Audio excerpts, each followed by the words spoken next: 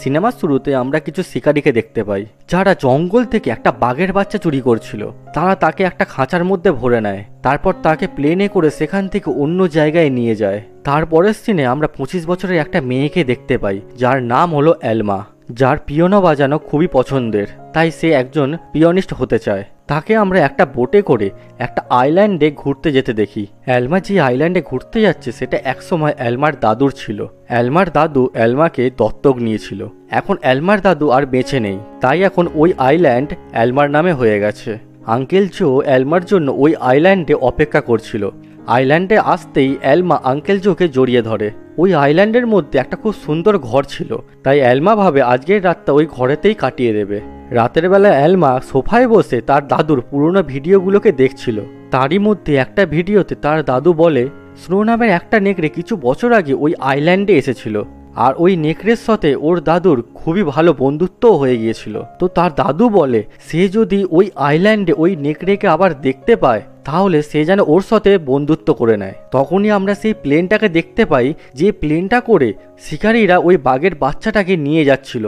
প্রচুর ঝড় বৃষ্টি হওয়ার কারণে ওই প্লেনটা ওই আইল্যান্ডে ক্র্যাশ হয়ে যায়। ওই ক্র্যাশের আওয়াজ শুনে এলমা দৌড়ে বাইরে বেরোয়, কিন্তু সেই অত বড় আইল্যান্ডের মধ্যে কিছুই দেখতে পায় না, তাই সে আবার ঘরের ভিতর চলে আসে। পরদিন সকালে আমরা দুজন ছেলেকে দেখতে পাই। ওরা দুজন স্নো নামের ওই নেকড়েটাকে জঙ্গলের মধ্যে দেখতে পেয়ে যায়। তারপর ওরা দুজন ওই নেকড়েটাকে ধরার জন্য জঙ্গলের মধ্যে জাল পাতে, আর ওই জালের মধ্যে স্নো ধরাও পড়ে যায়। ওই দুজন ছেলে আসার আগেই স্নো কোনো রকম জাল কেটে সেখান থেকে কোনো রকমে পালিয়ে যায়। তখনই স্নো হঠাৎ করে এলমার সামনে চলে আসে। এলমা প্রথমে ওই নেকড়ের সামনে যেতে খুব ভয় পাচ্ছিল। তারপর এলমা তার দাদুর কথা মনে করে আর ওই নেকড়েকে ওই জাল থেকে ছাড়িয়ে দেয়। তারপর আমরা দেখি ওই ক্র্যাশে ওই বাঘের বাচ্চাটার কিছু হয় না। সেই ওপর থেকে একটা পাখির বাসার উপরে পড়ে। তারপরে সেই বাসার মধ্যে ওই পাখিটা এসে ওই বাঘের বাচ্চাটাকে ঠেলে নিচে ফেলে দেয়। ওই বাঘের বাচ্চাটা গিয়ে পড়ে এলমার কোলের ওপরে। তারপর এলমা ওই বাঘের বাচ্চাটাকে কোলে করে সেই তার নিজের ঘরে নিয়ে চলে আসে। তারপর আমরা দেখি স্নো তার বাচ্চাকে মুখে করে নিয়ে এলমার ঘরে চলে আসে। তখন এলমা ওদের তিনজনকে ঘরে দেখে খুব খুশি হয়। সে দৌড়ে গিয়ে আঙ্কেল জোকে সবকিছু বলে। তখন আঙ্কেল জো এলমাকে ওই জঙ্গলি জন্তুগুলোকে ঘরে রাখতে বারণ করে। তখন আঙ্কেল জো এলমাকে বলে তুমি এই জন্তুগুলোকে চিড়িয়াখানার লোক ডেকে তাদের হাতে তুলে দাও, কারণ চিড়িয়াখানার লোকরা জানতে পারলে তারা যখন তখন চলে আসতে পারে। কিন্তু তখনই সেটাই হলো। চিড়িয়াখানার লোকেরা বাঘের বাচ্চাটাকে খুঁজতে খুঁজতে ওই আইল্যান্ডে চলে আসে। কিন্তু এলমা স্নো আর বাঘের বাচ্চার ব্যাপারে ওই চিড়িয়াখানার লোকেদের কিছুই বলে না। এলমা চিড়িয়াখানার লোকেদের বলে সে তাদেরকে দেখেনি। এই কথা শুনে চিড়িয়াখানার লোকেরা সেখান থেকে চলে যায়। এলমা ঘরে এসে দেখে স্নো আর ওই বাঘের বাচ্চাটার মধ্যে খুব সুন্দর বন্ধুত্ব হয়ে গেছে। স্নো তার বাচ্চার সাথে ওই বাঘের বাচ্চাটাকেও দুধ খাওয়াচ্ছে। এটা দেখে এলমার খুব ভালো লাগে। এইভাবে আস্তে আস্তে দিন কাটতে থাকে। ওই নেকড়ের বাচ্চা আর ওই বাঘের বাচ্চার মধ্যে খুব সুন্দর বন্ধুত্ব হয়ে যায়। তখন এলমা ওদের দুজনের নাম দেয়। নেকড়ের বাচ্চাটার নাম দেয় জ্যাক, আর বাঘের বাচ্চাটার নাম দেয় ডিমার। এইভাবে কিছু মাস কেটে যায়। এখন জ্যাক আর ডিমার একটু বড় হয়ে গেছে। মাঝে মাঝে এলমা ওদের দুজনকে ওই আইল্যান্ডের মধ্যে ঘোরাতে নিয়ে যায়। আবার সে তার দাদুর পছন্দের জায়গায় তাদের নিয়ে গিয়ে তাদের সাথে খেলা করে। কিন্তু এলমাকে একদিন পিয়ানোর অডিশনে ওই আইল্যান্ডের বাইরে যেতে হয়। তখনই বাইরে থেকে দুজন লোক ওই আইল্যান্ডে ঢুকে পড়ে। তারা স্নোকে আইল্যান্ডে দেখে সেখান থেকে ধরে নিয়ে যায়। এইদিকে এলমার সিলেকশনটাও হয়ে যায়, যার ফলে সে খুব আনন্দে ছিল। তারপর এলমা একদিন ওই আইল্যান্ডে তার ঘরে এসে দেখে তার ঘরে সমস্ত জিনিস ভেঙে চুরে পড়ে আছে, কারণ জ্যাক আর ডিমারের খাবার কিছু নেই। ওরা সারা ঘরের মধ্যে খিদেতে খাবার খুঁজতে থাকে। এলমা তখন স্নোকে অনেক ডাকাডাকি করতে থাকে, কিন্তু স্নোর কোনো আওয়াজই সে শুনতে পায় না। তখন এলমা নিজে ওদের দুজনের খাবার ব্যবস্থা করে। ওদের দুজনের জন্য এলমাকে তার সদ্য পাওয়া কাজটাকে ছেড়ে দিতে হয়। কিছুদিন পর আঙ্কেল জো ওই বাড়িতে আসে। সে এসে ওই জন্তুগুলোকে ঘরের মধ্যে দেখে খুব রেগে যায়। সে বলে তুমি এখনো পর্যন্ত ওই জন্তুগুলোকে বাইরে ছেড়ে আসোনি। তখন এলমা বলে ওদেরকে যদি আমি চিড়িয়াখানার লোকেদের হাতে তুলে দিই, জানি না তারা ওদের সাথে কি ব্যবহার করবে। আঙ্কেল জো এলমার সমস্ত কথা শুনে তার কথায় রাজি হয়ে যায়। তাই এলমা খুশিতে আঙ্কেল জোকে জড়িয়ে ধরে। এলমার ওদের দুজনের সাথে খেলা করতে করতে পুরো দিন কেটে যেত। এলমা ওদের দুজনকে খুবই ভালোবাসতো, আর ওরাও এলমাকে খুব ভালোবাসতো। এইভাবে বহুদিন কেটে যায়। এখন জ্যাক আর ডিমার অনেক বড় হয়ে গিয়েছিল। আঙ্কেল জো বাইরে থেকে ওদের খাওয়ার জন্য মাংস নিয়ে আসতো, কিন্তু আঙ্কেল জো ওদের সামনে যেতে খুবই ভয় পেত। আর সে এলমাকে বারবার বলতো ওদের সাথে থাকাটা কিন্তু খুবই ভয়ানক, কিন্তু এলমা ওদের দুজনকে কোনো রকম ছাড়তে রাজি ছিল না। তারপর একদিন আমরা দেখি একজন মহিলা তার মেয়েকে নিয়ে ওই আইল্যান্ডে ঘুরতে আসে, কিন্তু জ্যাক ওদের দুজনকে দেখে নেয় আর ওদের দিকে তেড়ে যায়। এটা দেখে এলমা জ্যাককে আটকানোর জন্য তার পিছনে দৌড়ায়। দৌড়তে গিয়ে হঠাৎ এলমা একটা পাথরের মধ্যে হুঁচুট খেয়ে মাটিতে পড়ে যায়, আর এলমার মাথা গিয়ে লাগে একটা পাথরের ওপর, যার ফলে এলমা ওখানে অজ্ঞান হয়ে যায়। কিন্তু ওই মহিলা আর তার বাচ্চা এসব কিছুই দেখতে পায় না, তাই তারা সেখান থেকে আবার আগের মতো ফিরে যায়। তখন জ্যাক আর ডিমার এলমার কাছে আসে, তাকে ওঠানোর অনেক চেষ্টা করে, কিন্তু সে ওঠে না। তাই ওরা দুজন অনেকক্ষণ ধরে চেল্লায় যদি ওদের কথা শুনে কেউ সেখানে চলে আসে, কিন্তু ওদের ডাক শুনে কেউ সেখানে আসে না। তারপর আস্তে আস্তে রাত হয়ে যায়। তখন জ্যাক আর ডিমার কোনো উপায় না পেয়ে সে এলমার পাশে শুয়ে পড়ে আর তাকে তাদের শরীরের গরম দিতে থাকে। পরদিন সকালে আঙ্কেল জ্যাক এলমাকে অনেকবার ফোন করে, কিন্তু কোনো উত্তর না পাওয়ার ফলে আঙ্কেল জ্যাক ভাবে কিছু তো সমস্যা হয়েছে, যার ফলে আঙ্কেল জ্যাক ওই আইল্যান্ডে চলে আসে। আঙ্কেল জ্যাক ওই আইল্যান্ডে এসে এলমাকে ওরকম অবস্থায় দেখে সে ভাবে জ্যাক আর ডিমার হয়তো এলমার ওপরে অ্যাটাক করে দিয়েছে, তাই সে আর অপেক্ষা না করে অ্যানিমাল কন্ট্রোল রুমে ফোন করে দেয়। তারপর যখন আঙ্কেল জ্যাক সব ঘটনাটা বুঝতে পারে তখন সে অনেক পস্তায় আর সে ভাবে সে এই কি কাজ করলো। তারপর আঙ্কেল জ্যাক এলমাকে ডাক্তারের কাছে নিয়ে এসে জানতে পারে যে জ্যাক আর ডিমার যদি এলমাকে তার শরীরে গরম না দিত তাহলে এলমাকে বাঁচানো খুব মুশকিল হয়ে যেত।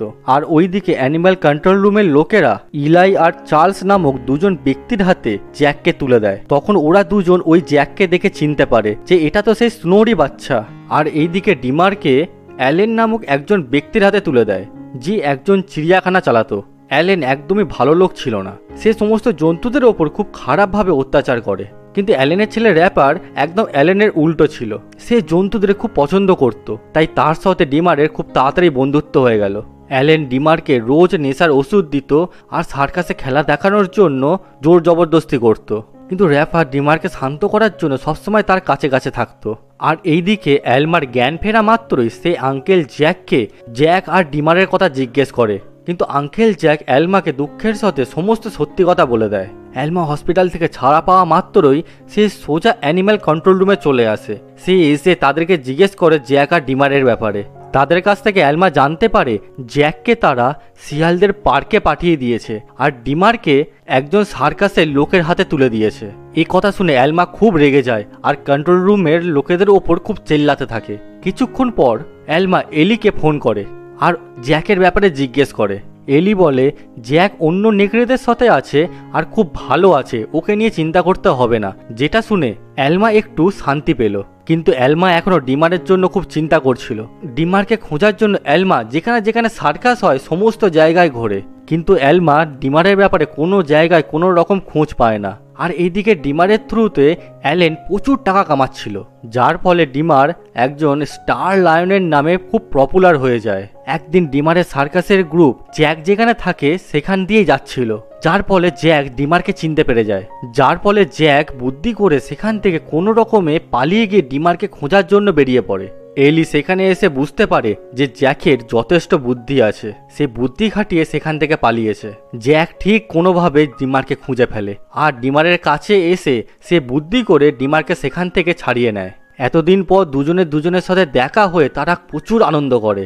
এদিকে অ্যালেন ডিমারের পালানোর কথা জানতে পেরে সে খুব রেগে যায় আর অজ্ঞান করার বন্দুকটা তার ছেলেকে আনতে বলে। তার ছেলে অ্যালেনকে অনেক বোঝায়, কিন্তু অ্যালেন তার ছেলের কথা শোনার নামই নেয় না, যার ফলে অ্যালেনের ছেলে অ্যালেনের সাথে ডিমারকে খোঁজার জন্য বেরিয়ে পড়ে। অ্যালেন এলিকে ফোন করে সব কথা জানায়, যার ফলে তারা বুঝতে পারে যে তারা দুজন একসাথেই আছে। পুরো শহরের মধ্যে হাই অ্যালার্ট জারি করে দেয়া হয়। তারপর একদিন এলি এসে এলমাকে সবকিছু বলে দেয় আর এও বলে যে অ্যানিম্যাল কন্ট্রোল রুম ওই দুজনের পিছনে পড়ে আছে ওদেরকে ধরার জন্য।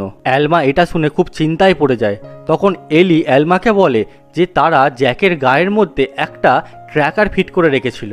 আর সেই ট্র্যাকারের সাহায্যে যারা জানতে পারে যে জ্যাক আশেপাশেই কোনো একটা জঙ্গলের মধ্যে রয়েছে, তারা দুজন মিলে জ্যাককে খোঁজার জন্য সেখান থেকে বেরিয়ে পড়ে। এদিকে জ্যাক আর ডিমার পুরো শহরের মধ্যে ঘুরে বেড়াচ্ছিল, যার ফলে পুলিশ শুট অ্যান্ড সাইটের অর্ডার দিয়ে দেয়। কিন্তু কোনো রকম জ্যাক আর ডিমার আবার জঙ্গলের মধ্যে ফিরে যায়, যেখানে অ্যালেন আর তার ছেলে ওদের দুজনকে দেখে নেয়। তখনই অ্যালেন তার অজ্ঞান করার বন্দুক বার করে ডিমারের ওপর চালিয়ে দেয়, আর তখনই জ্যাক দৌড়ে সেখানে চলে আসে, যার ফলে গুলিটা ডিমারের গায়ে না লেগে জ্যাকের গায়ে লেগে যায়, আর জ্যাক ওখানে অজ্ঞান হয়ে যায়, যার ফলে ডিমার কোনো রকমে সেখান থেকে পালিয়ে যায়। তখনই এলিনের ছেলে জ্যাকের গা থেকে ওই ট্র্যাকারটা সরিয়ে তার মুখের মধ্যে একটা ওষুধ দিয়ে দেয়, যার ফলে জ্যাকের আবার জ্ঞান ফিরে আসে। তারপর এলিন তার ছেলেকে নিয়ে একটা বারে গিয়ে বসেছিল। ওই ট্র্যাকারের সিগন্যাল ফলো করে এলি আর এলমা সেখানে পৌঁছে যায়, কিন্তু বাবা আর ছেলে তারা বলে যে তাদের কাছে কোনো ট্র্যাকার নেই, আর তাদেরকে সেখান থেকে বাইরে চলে যেতে বলে। কিন্তু বাথরুমে যাওয়ার নাম করে র্যাপা এলি আর এলমাকে সব সত্যি কথা বলে দেয় সেখানেই। তারপর র্যাপা তাদেরকে সেই জায়গায় নিয়ে যায় যেখানে যেখানে সে জ্যাককে লাশ দেখেছিল। সেখানে গিয়েই তারা ডিমারকে খুঁজে পেয়ে যায়। ডিমার এলমাকে জ্যাকের কাছে নিয়ে যায়। এলমা তাকে জ্যাক সেখানে শুয়ে আরাম করছে, আর তখনই সেখানে পুলিশ চলে আসে। পুলিশদের আসতে দেখে এলমা ওদের দুজনকে একটা গোপন রাস্তা দিয়ে বাইরে পাঠিয়ে দেয়। পুলিশদের হাত থেকে বেঁচে ওই আইল্যান্ডে যেতে হলে তাদেরকে একটা নদী পার করতে হবে, কিন্তু নদীতে কোনো নৌকো না থাকার কারণে তাদেরকে সেখান থেকে সাঁতার কেটেই পার হতে হতো। জ্যাক তো মজা পেয়ে সঙ্গে সঙ্গে জলের মধ্যে নেমে পড়ে। সে সাঁতার কেটে ওপারে যেতে থাকে, কিন্তু ডিমার জল দেখে খুব ভয় পায়, তাই সে জলে নামতেই চাইছিল না। কিন্তু এমা ওকে খুব বোঝানোর চেষ্টা করে, কিন্তু ডিমার কোনো রকম বোঝে না, সে সেখান থেকে চলে যায়। যখন জ্যাক আর এলমা সেখান থেকে চলে যায় তখনই বন্দুকের গুলি চলার আওয়াজ পায় তারা। এটা ভেবে এলমা ওই আইল্যান্ডে এসে খুব কান্নাকাটি করছিল, কিন্তু তখনই ডিমার কোথা থেকে ওদের সামনে চলে আসে। তখন আমরা বুঝতে পারি ওই পুলিশদের নজর এড়ানোর জন্য ডিমার ওদেরকে অন্য রাস্তায় নিয়ে যায়। ওদের বেঁচে থাকতে দেখে সবাই খুবই খুশি হয়। এলমা ওদের দুজনের ফিরে আসার খুশিতে একটা বড় পার্টি দেয়, আর সেই পার্টিতে এলমা পিয়ানো বাজায়। ওদের দুজনকে পেয়ে এলমার পরিবার কমপ্লিট হয়ে গিয়েছিল। এলমা সবাইকে ওদের দুজনের গল্প শোনায়। ওদের গল্প শুনে সবার চোখে জল চলে আসে। তারপর ওরা দুজন খুবই আনন্দের সাথে সেখানে থাকতে শুরু করে দেয়। আর এখানেই আমাদের স্টোরি শেষ হয়ে যায়।